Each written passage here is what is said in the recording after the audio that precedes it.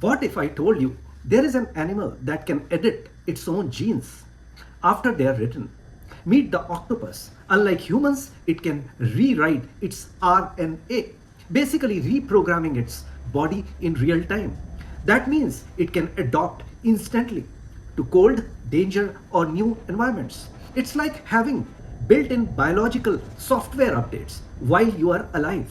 So the real question is, are we the smartest species or just the most limited?